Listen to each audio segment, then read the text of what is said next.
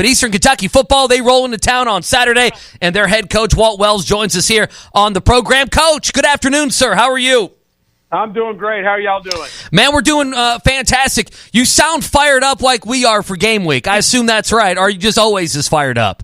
Well, most of the time I'm pretty fired up, but I'm glad to be out of training camp. I'm glad to have the first week of school down and the first week of practice down, and we're getting into a routine now. And obviously the first game of college football is always the great weekend, which we had this past weekend, but the full slate and everything, it gets you going. You hear the band in the background playing in the afternoon, and you hear all this stuff going on, and it just, I'm 57 years old. It keeps me young. Did you watch any Week 0 this weekend like we did? We were consuming all of Week 0.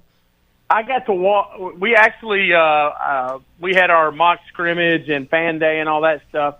So I missed most of it, but I did get to see the Nicholls State Incarnate Word game, which we end up playing Nicholls in about 4 weeks. Okay. And, watched a little bit of Kansas State and Iowa State. So got to see some of it, and, it's always exciting to see all that. Eastern Kentucky football head coach Walt Wells joins us here on ESPN 680 105.7. I've seen in interviews you're not a young team, but you're an inexperienced team. We can talk about the offensive line. We can talk about the new quarterback you have as well. But just a general overview, what are fans going to see on Saturday afternoon here in Louisville? Well, I think, like you said, we're inexperienced. We do have some guys that have been around. They just haven't played a whole lot. And then we have some new guys. We lost 4 of our 5 starters on the offensive line last year. 3 of them were seniors. One of them was a freshman All-American that Purdue took. And so, we lose the experience that we had there, and we have minimum experience up front. But I think we have a chance to grow and get better and be a better, offensive line as we move forward. Defensively, and like you mentioned, we have a brand new quarterback. We lost our starting quarterback and our starting tailback. Braden Latham was our tailback coming back. He played a lot last year, so I don't really call him a non-starter. But he rushed for 600-700 yards last year, some touchdowns, and he's a really, I feel like he's a good back. I know Louisville's got 2 really good backs, so. You ought to see some good running backs on the field on Saturday. And then our quarterback is Miles Burkett. Miles is at his 3rd school. He started off, he's from Milwaukee. He went to Wisconsin originally, competed for the job there, didn't win it, so transferred to Albany last year and played there. Started for Albany, and then got in the portal, and we picked him up for spring ball. And he's gone through spring and summer, won the job here. And looking forward to seeing him play. Yeah, what kind of quarterback is he? Wisconsin, Albany, and now boom, he's back on the field, and it's against a team, in Louisville that hopes to be, itching for the ACC and itching for the college football playoff. What kind of player is he? Well, I think we're going to find out for sure. As you sure. Know, we haven't seen him live and in person. We don't hit our quarterbacks. We don't do anything like that. But he can make the throws he can change his arm angles. He can make all the throws from his platform.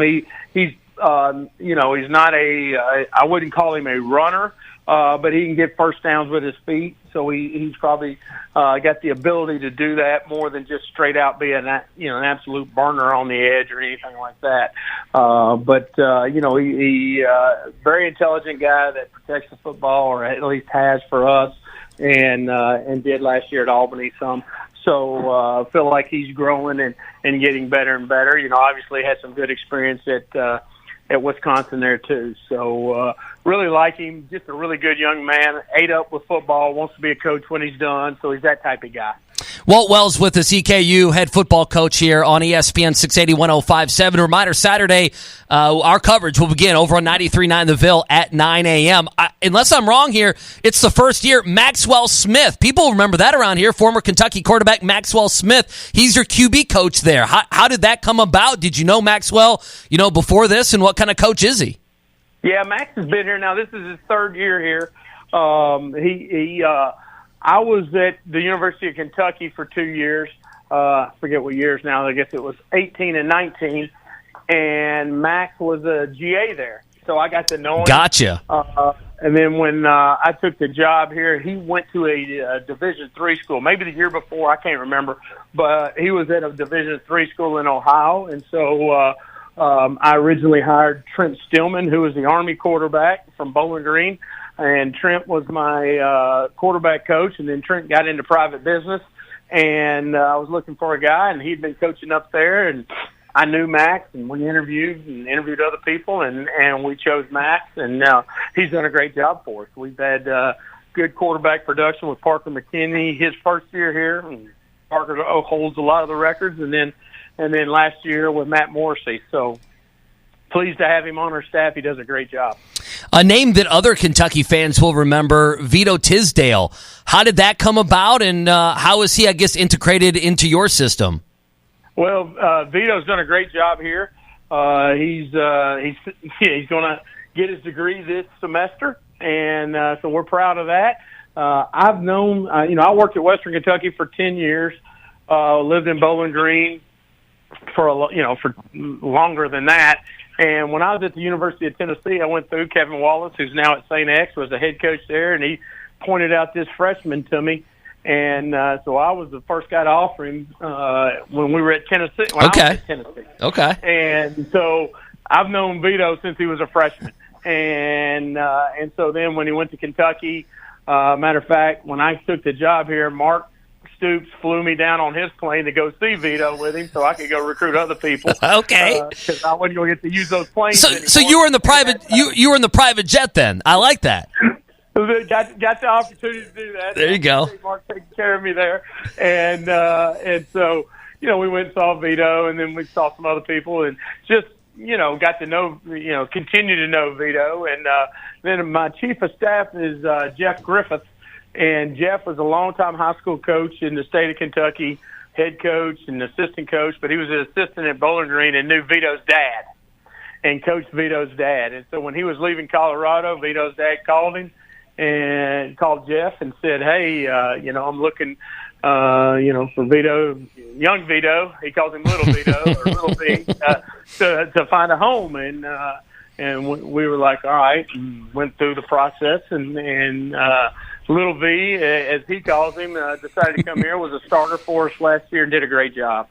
Wow. Well, yeah, I just, connecting those names and connecting those dots. Walt Wells, EKU head football coach with us. How well, Jeff Brom said today in his press conference, you two obviously knew each other. How well do you know Jeff Brom? And, goodness, you look at this Louisville team, we know their offense should be pretty good, at least early on here in the season. What do you see on film when you watch the Cards?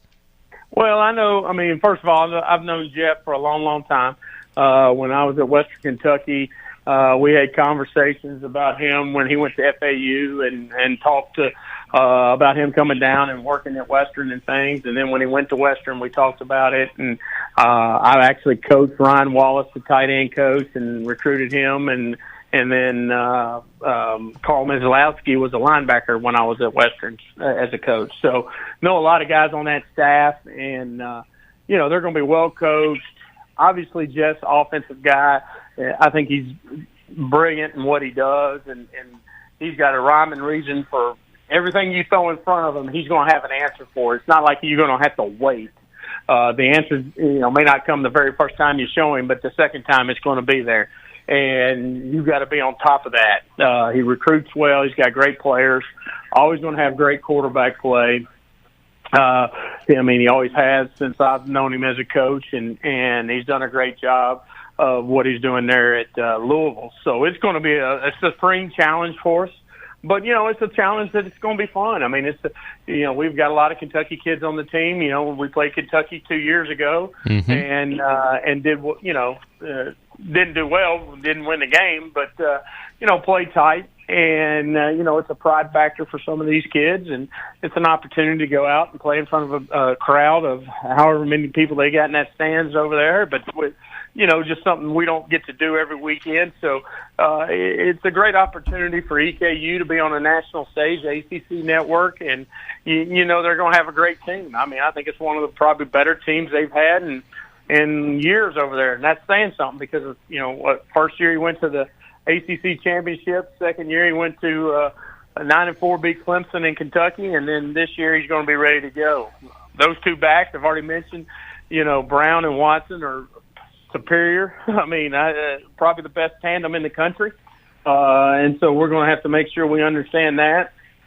I know Bell and Lacey at the wide receivers are really good-looking young men that can do something with the ball once they get it in their hands. And I know they're a little new up front with who they have. And then on defense, their middle linebackers are something that just jumps off the film at me because, they've got new guys coming in up front. So those two inside linebackers are physical and tackle well. EKU head football coach Walt Wells with us here on the program. I want to get you out of here.